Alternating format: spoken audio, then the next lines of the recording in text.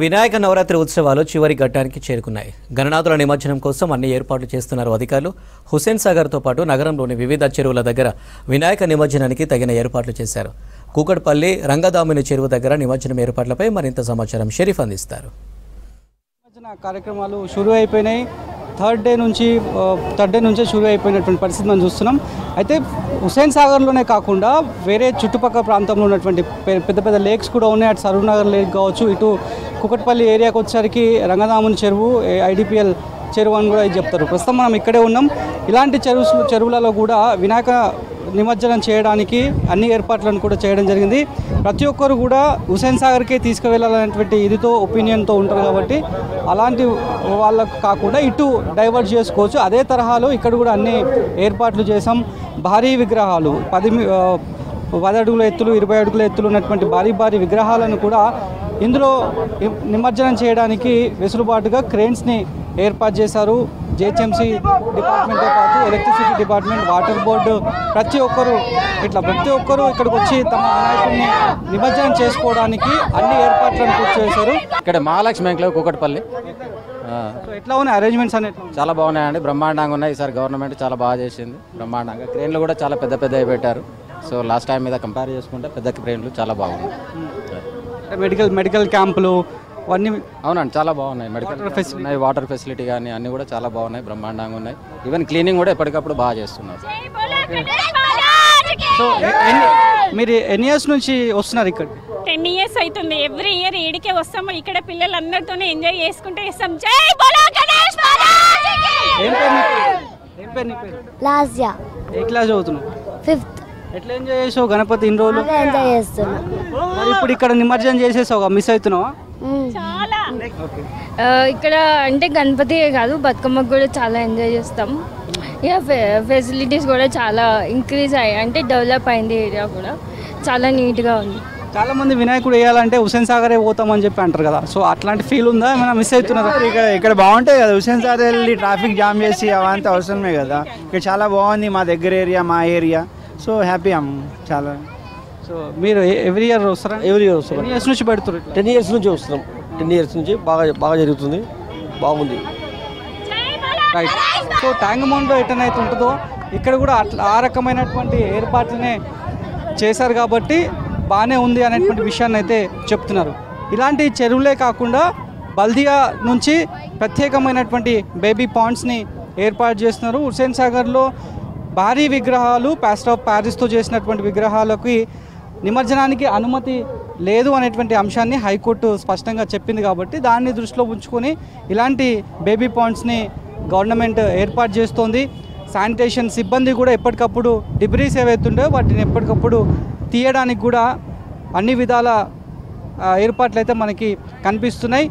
ఇంకా నిమజ్జనం షురూ అవుతుంది, ఇంకా 2 రోజులు ఉంది కాబట్టి ఆ 2 రోజులకు సంబంధించినటువంటి విగ్రహాలు కూడా ఇందులో ఐడిపిఎల్ లేక్లో ఉంటాయి. ఇప్పటివరకు దాదాపు 2700కు పైగా విగ్రహాలను, అంటే పోలీస్ రిపోర్ట్లో ఉన్నటువంటివి 2700. అయితే లాస్ట్ రోజుకి వచ్చేసరికి 8000కు పైగా విగ్రహాలు ఇందులో నిమజ్జనం అయ్యే అవకాశం ఉన్నట్లుగా చెప్తున్నారు. ఏం పేరు నీ పేరు? సహస్ర. ఎట్లా ఉంది వినాయకుడు? ఏంటి మీ వినాయకుడు? బాగున్నారు. నిమజ్జనం చేసావా వినాయకుడిని? సో మిస్ అవుతులే, మరి వినాయకుడు వెళ్ళిపోయాడు, మరి ఇంటికి పోతే వినాయకుడు ఉండడు, మండపం ఉండదు. చాలా ఫీల్ అయ్యాను. ఏం చెప్పావు లాస్ట్కి? ఏం కోరుకున్నావు వినాయకుడిని? Health and wealth. సో ఇది చాలా మంది కూడా. సో ఎట్లా అరేంజ్మెంట్స్ ఎట్లా ఉన్నాయి? వెరీ గుడ్ అండి, arrangements are very good and less crowd here. So we are pretty comfortable to nimajjan Ganesha and it's very quite comfortable and very good. This year we are happy to nimajjan Ganesh and all, everything good.